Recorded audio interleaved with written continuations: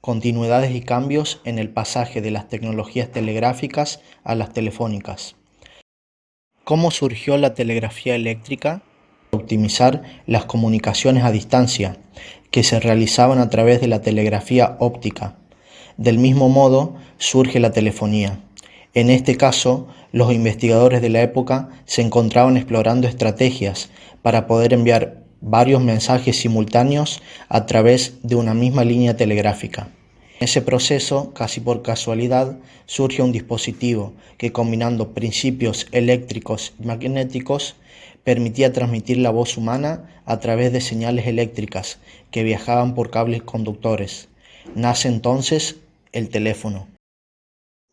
¿De qué manera funciona un teléfono? El primer circuito telefónico se basó en su antecesor, el circuito telegráfico. En el transmisor, un micrófono reemplazó al pulsador.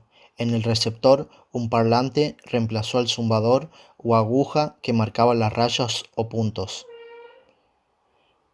En este caso, seguía haciendo falta una fuente para proveer de energía eléctrica al sistema. Para que pudiera establecerse una comunicación fue necesario incorporar un micrófono y un parlante adicionales. Así podían establecerse comunicaciones bidireccionales. Las ondas sonoras que surgen de las vibraciones de las cuerdas vocales pueden viajar por el aire, pero su alcance es limitado. El micrófono permite transformar esas vibraciones en señales eléctricas. El parlante hace el proceso inverso, es decir, convierte las ondas eléctricas en vibraciones de una membrana que produce ondas sonoras capaces de ser captadas por el oído humano. De este modo, el sonido se convierte en electricidad para poder viajar a grandes distancias. ¿Qué papel cumplían las centrales telefónicas? Los primeros teléfonos solo permitían comunicar entre sí a dos personas, y para que dichas llamadas sean privadas eran necesarias las centrales telefónicas. Las primeras centrales telefónicas eran manuales. En ellas trabajaban telefonistas, generalmente mujeres, sentadas frente a un tablero.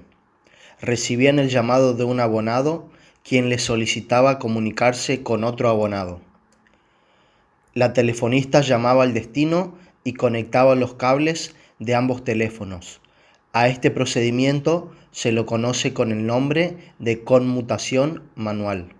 Al panel de cada operadora llegaban las líneas provenientes de una gran cantidad de usuarios y también líneas que conectaban con otras centrales. Estas, a su vez, tenían sus propios abonados.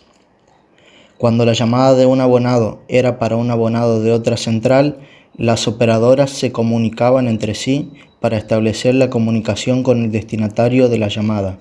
De este modo se establecía una verdadera red de telefonía. ¿Por qué eran las mujeres las que trabajaban en la misma? ¿Qué problemática conllevaba dicha cuestión? Se pensó en las mujeres porque era un colectivo que tenía experiencia en el sector de las telecomunicaciones, ya que habían podido acceder a la profesión de telegrafista. En este sentido, las telegrafistas mujeres fueron unas pioneras. Además, otro motivo a tener en cuenta a la hora de contratarlas fue que, a pesar de su habilidad, no fueron vistas como una amenaza para el orden social establecido, ya que se las consideraba simples máquinas eficientes necesitadas de la dirección de un hombre. Para las telefonistas, el matrimonio también supuso durante mucho tiempo el fin de su carrera, por lo que su vida laboral tenía una duración media de 3 años. Las mujeres, además, eran mano de obra barata y temporal, claves que explican en gran parte por qué las empresas telefónicas decidieron apostar por ellas. Con la llegada de las mujeres a las centralitas manuales, el servicio telefónico dio un salto de calidad que terminó por convencer a sus empleadores de que habían tomado la decisión correcta. Esta profesión fue un instrumento de independencia y autosuficiencia para muchas mujeres durante décadas, marcadas por una ínfima integración femenina en el mundo laboral, pero nunca les sirvió como puente para llegar a desarrollar otros papeles dentro de sus empresas. Aún así, para la sociedad de la época, el simple hecho de encontrarse con mujeres en un contexto laboral resultaba bastante desconcertante, por lo que las interacciones de los abonados con las telefonistas muchas veces carecían de toda profesionalidad. ¿Qué diferencia existe entre conmutador manual y automático?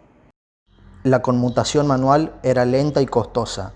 En la medida que el número de abonados crecía, fue necesario automatizar este proceso.